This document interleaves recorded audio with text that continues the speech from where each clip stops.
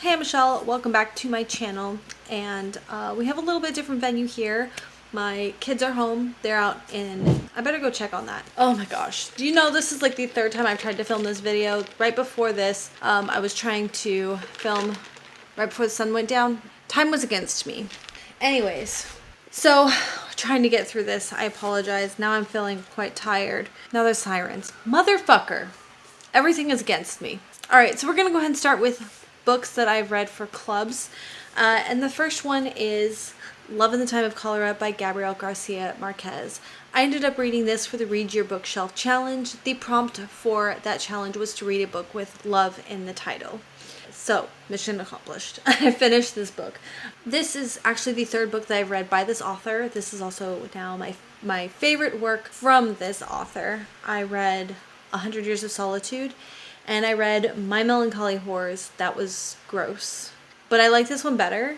I didn't vibe with 100 Years of Solitude as much as everyone else did.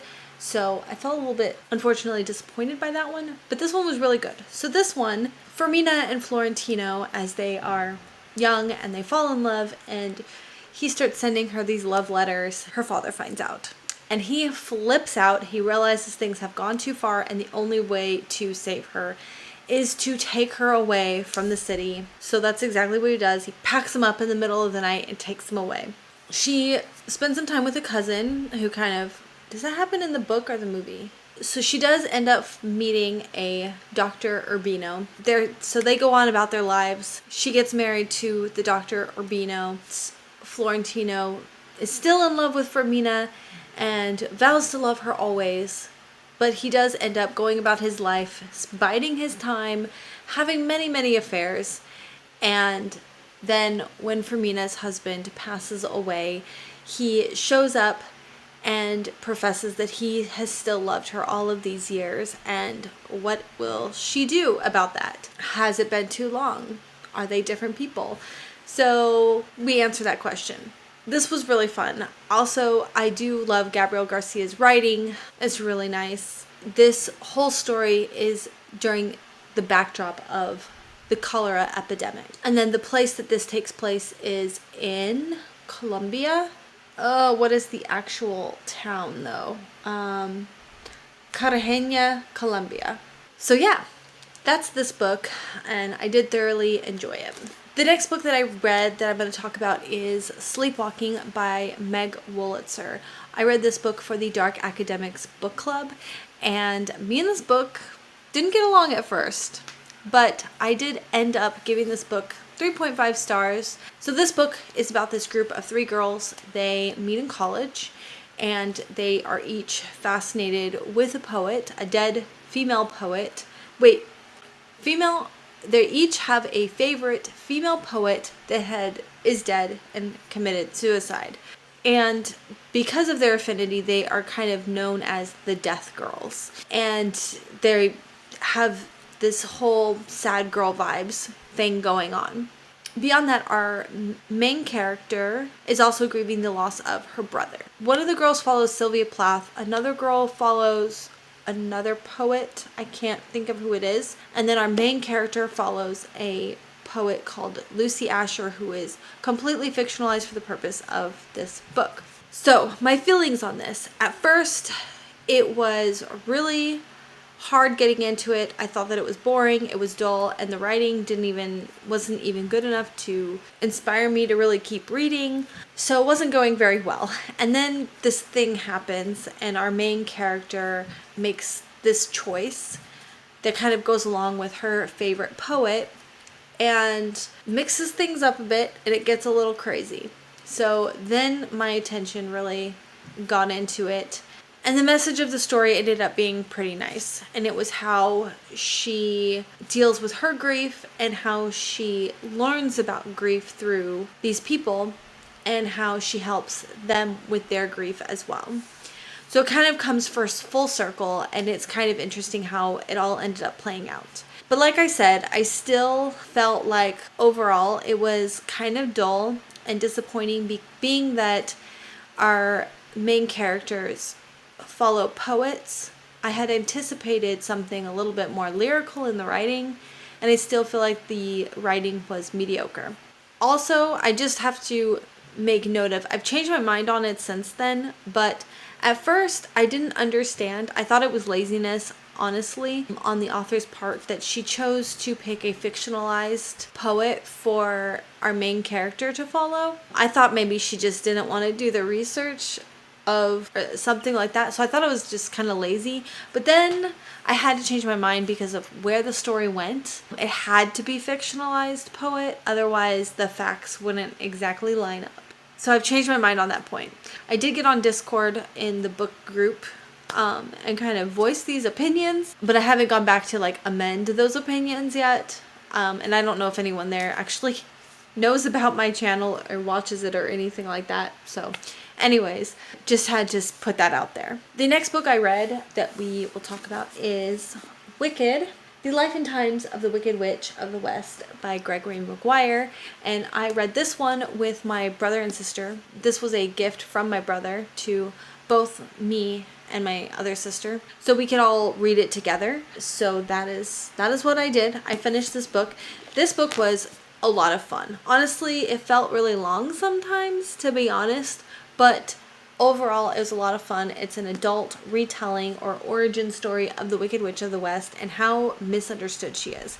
And we follow her from the time that she is born to the time when Dorothy, actually even after that, you get to see Dorothy and the Tin Man and all, and then it goes even beyond that for a little while. But it's just really interesting. We get this whole story of why her skin is green, the story of her little sister, her relationship with Glinda and how they met, and a love interest that she had, and a scandal. Oh, so she meets Glinda in college. It's kind of funny because how different they are, and then they kind of be friends. Let's see, Glinda goes back to Munchkin Land, and she decides to stay in the Emerald City, and she finds a perfect career for herself.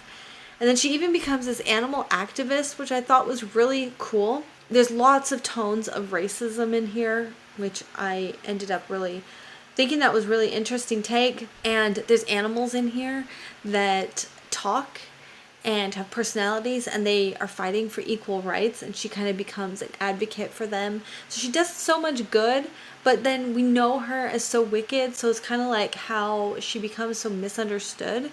And yeah, it was just a lot of fun. And there's really funny moments in here and like really quirky moments.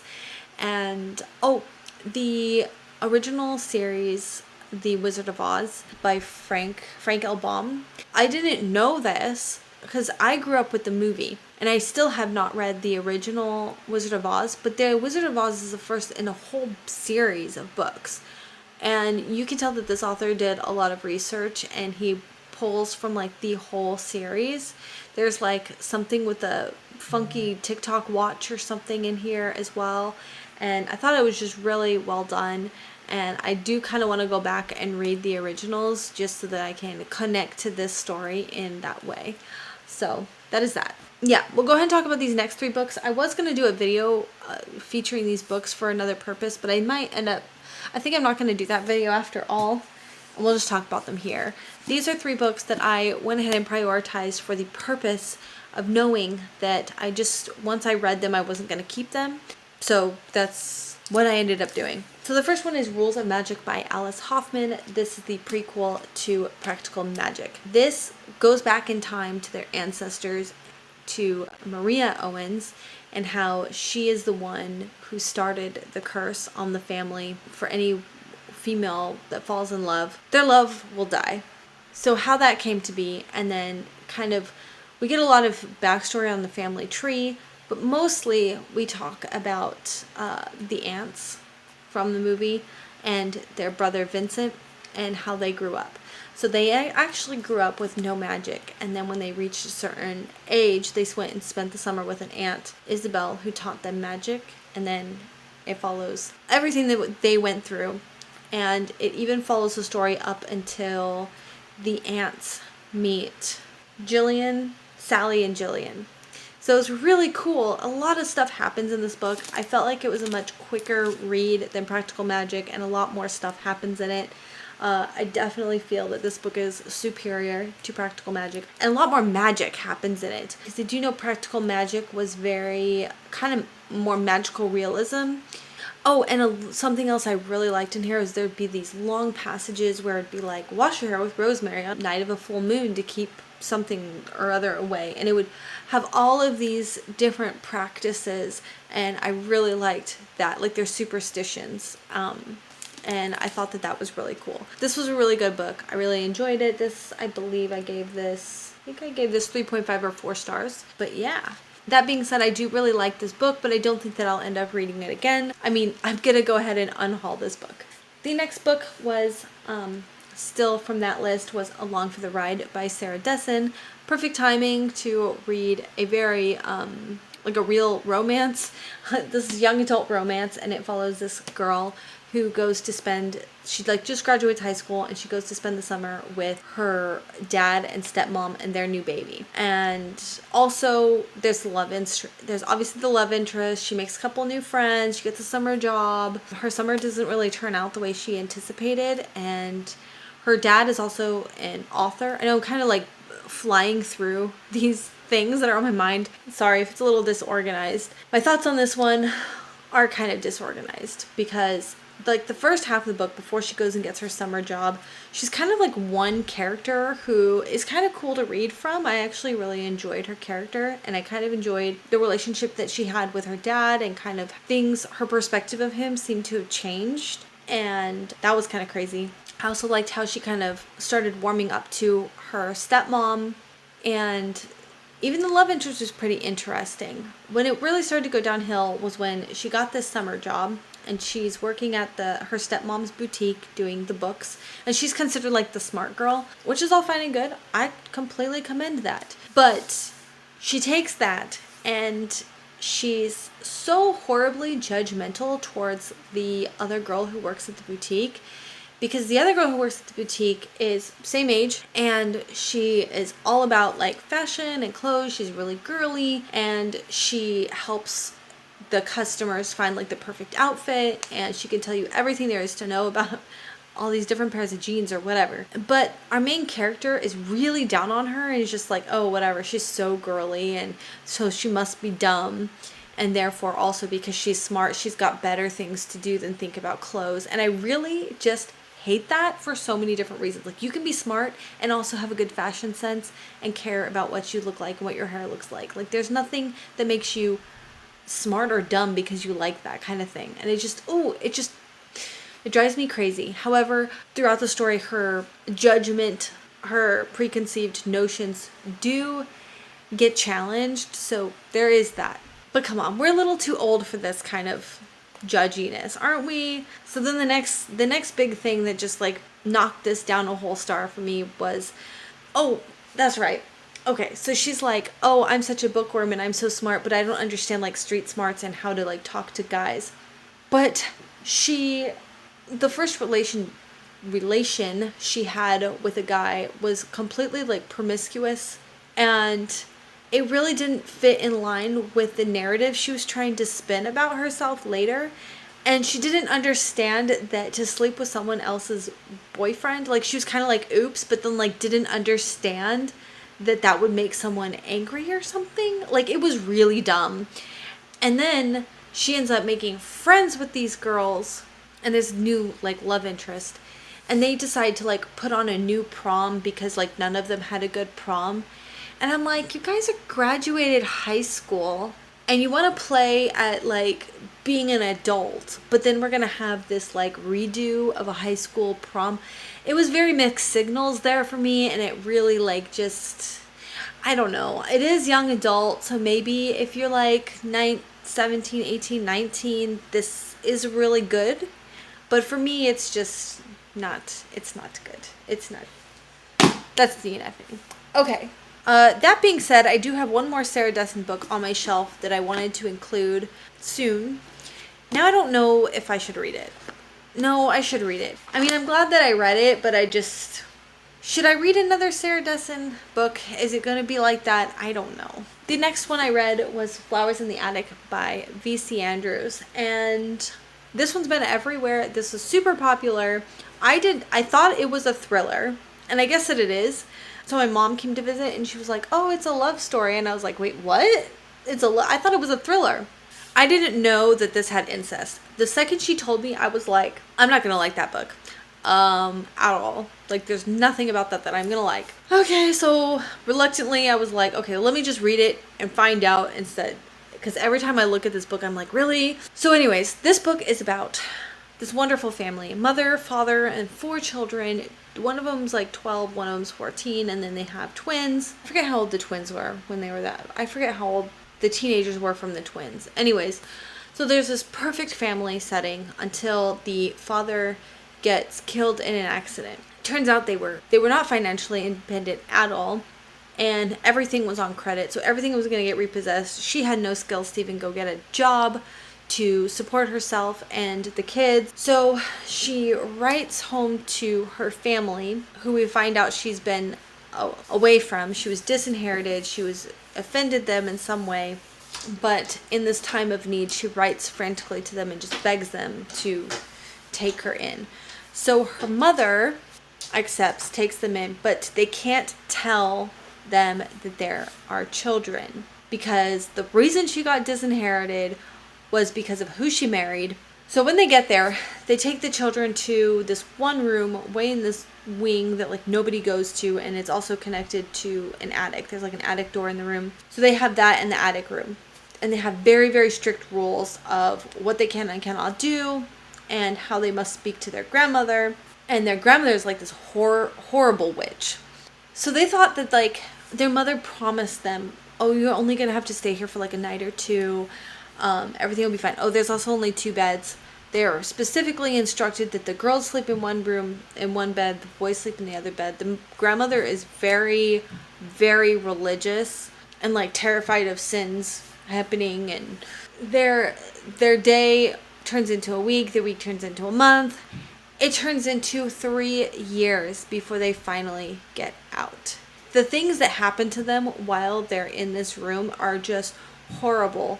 They also have to go through like puberty and go through all these changes while they're there, which contributes to some of the ishiness that happens between the brother and sister.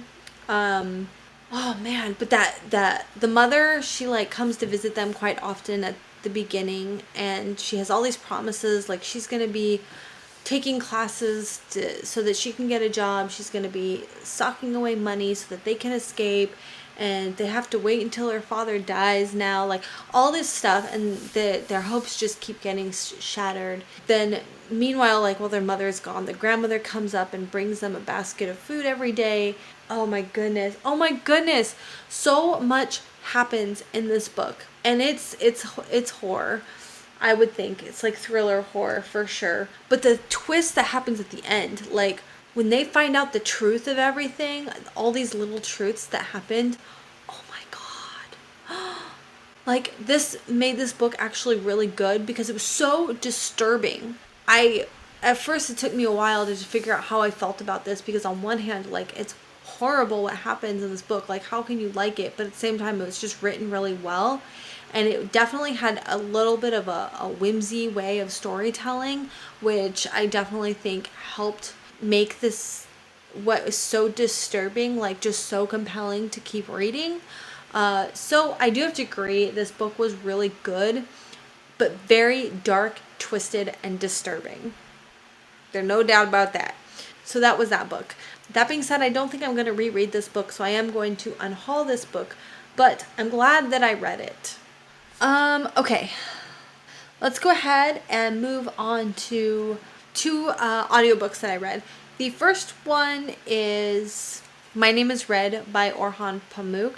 This book was phenomenal. So good.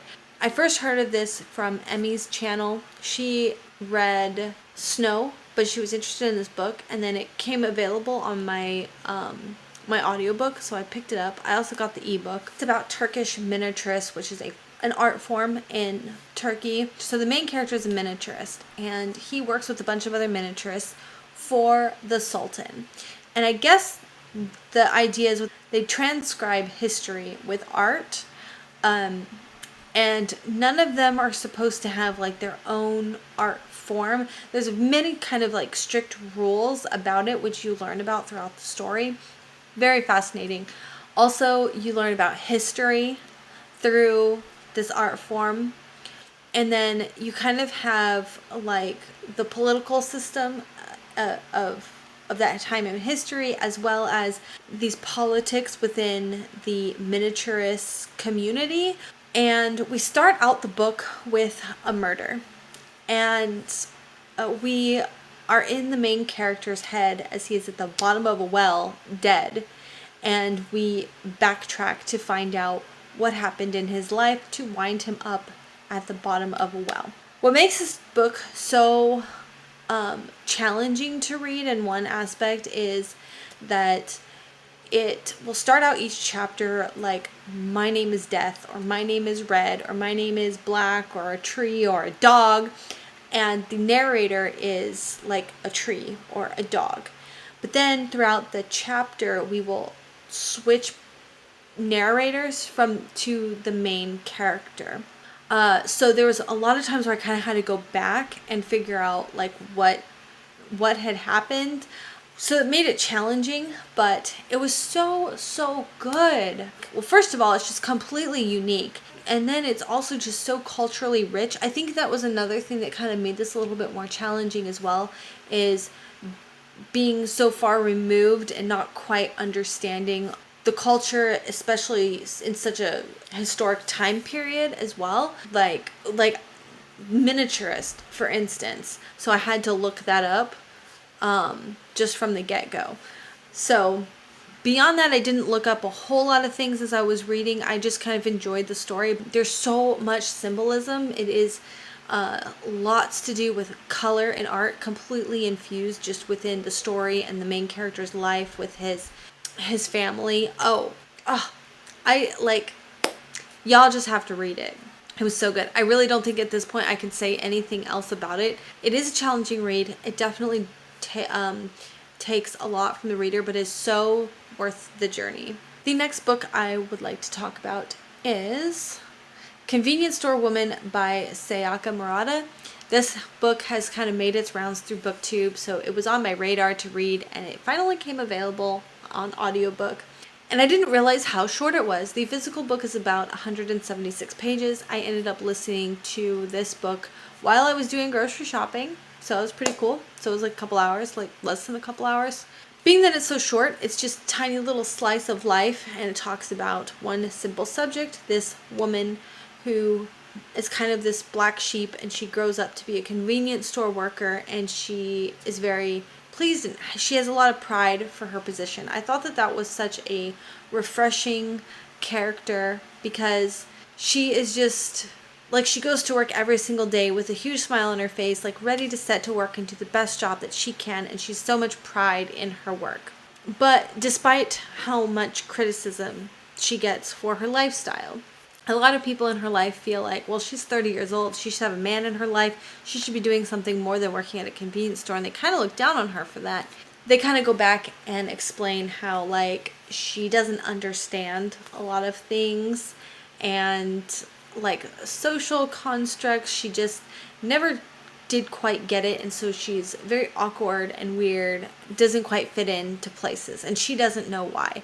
I thought this point was fun and kind of quirky, but I did think it was a little extra dramatic. And then thinking about the story later, I kind of felt like it kind of detracted from this idea that you can be content in being a convenience store worker, like not have to be out there to do more or be more or make more of herself or more money. It kind of makes it feel like what they're ultimately saying is, like, on one hand, they're saying that you can have a lot of pride even if you're a convenience store worker, but then on the other hand, they're kind of backtracking and saying that, well, there has to be something wrong with you if that's what you do with your life, because, well, she couldn't do anything else because she's so weird. And I kind of didn't like that message in the end. It did end up leaving a bad taste in my mouth. But, you know, It's just a short story, and I'm glad that I read it. Yeah. I think there's one. That's right. There's only 2 more books to talk about, and they are... Where are they? Oh, they're right here. The Line by J.D. Horn. And this is the first in a series called the Witching Savannah series. This book was so good.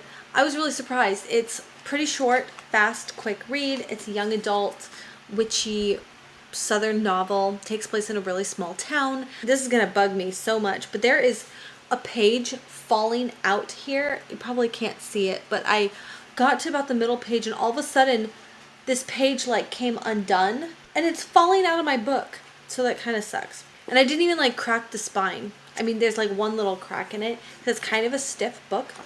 But anyways, what the story is about.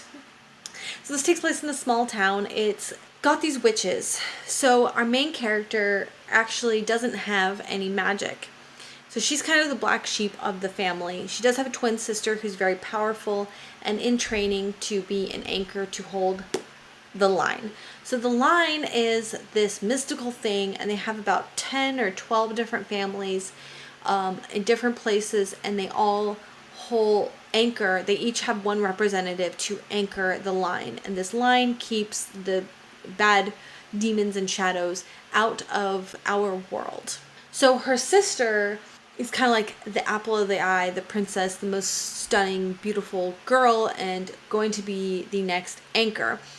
So the great aunt, Ginny, who's the current anchor and a real old witch, has been training her to be the anchor all this time. There's all this like quirky stuff, like a boy who's actually like a ghost. No, he's not even a ghost. It's so interesting. You just have to read it. And their magic is kind of cool. There's this old woman, Gilo, who's like a hoodoo doctor, or a root doctor, or a hoodoo witch, and she plays a really big part in this. This book takes all of these interesting twists and turns. It's a lot of fun. I really, really enjoyed this book, and I cannot wait to continue on with this story. Wow. Oh, there is like this love interest thing in there, but it's not like what you expect at all. It's really interesting. Oh my god, it is twisty. Like, I finished this book and I was just like, no way. So, this was a lot of fun. I highly recommend this book. And this cover is just amazing. There's like little stars and there's all these symbols that go, yeah. I feel like there was something else to say about this book. Definitely not what I was expecting. So, very good. The very last book is... I've been talking way too long. The very last book is Crown of Feathers by Nikki Pau Prado. This is another book that was phenomenal. I had so much fun with it. It's the first in a trilogy, and this was also a Christmas gift. Well, the whole series was a Christmas gift. So this book is, again, kind of hard to explain. So it has a lot of history and a lot of lore, and this takes place in a fantasy world that has these sisters who are queens had some sort of falling out, which causes huge discourse and this whole like separation in their world. At one point, back when everything was good, Phoenix Riders used to be revered, I guess. Is that the right word? I'm not sure. Totally legal and all was good. Until this whole falling out and this separation of the powers that be. Now Phoenix Riders and Phoenixes, the government system is trying to eradicate Phoenixes by destroying the eggs, take animages, who is kind of like our magic system in here, where an animage is a person who can talk to animals and they bond with animals. So you have to be an animage in order to be a Phoenix Rider, because you have to be able to bond with the Phoenix and train them and train with them. So these animages have been put into slavery, and then of course with any good political intrigue story you have to have a resistance group. So now in this time period we follow Veronica and Val, who are sisters, and right from the get they go through some shit. And then Veronica goes out to be a Phoenix writer. That's all I want to say about this. You've got to read this book if you have not already. I know these books have probably already made their rounds years ago on booktube, but I'm obviously late to the party. Well, this book is so good, and I cannot wait to continue on with the series. One thing I really loved about this book is a lot of stories, they will kind of have the big betrayal, and then we will start the story afterwards and kind of go back and find out the history of what happened. But I really like that this took place before the betrayal, and we get to see and live what happened on the page. So I thought that was really cool, because I think that it hits home so much more when you actually get to live through it with the characters. So yes, I love it. And what they're doing with the whole love interest thing, it's been hinted at so far, but I have my predictions of how that's going to play out, and I am there for it. I love it. It is so fascinating. It's also slow burn, no insta love tropes going on here. So I am so thoroughly there for it. Okay, finally. I feel like I've been trying to film this video for hours. Feels like a lot longer to me. Anyways, that is everything that I read in February. As I said, we're not quite done with the month. I am reading, I have a couple of audiobooks. I guess potentially I could still finish an audiobook. I'm listening to The Lying Game right now by Ruth Ware. I'm reading, what am I reading? They're underneath my computer over here. What are they? I'm trying to focus on that book and get it read. Because it's slower and I'm annotating it and taking my time, I keep finding excuses to read other stuff while I'm reading that book. It's bad. So I'm going to try to focus on that book and not pick anything else up. And then the other book I'm reading is the new Sarah J. Maas book that I just got in the mail, House of Sky and Breath. I finished the prologue. I'm well into chapter 1. And then House of Sky and Breath is like 900 pages. So there's definitely no way I'm finishing that in a week either. So, alright, well that wraps up this video, and thank you so much for watching, and I will see you later. Bye.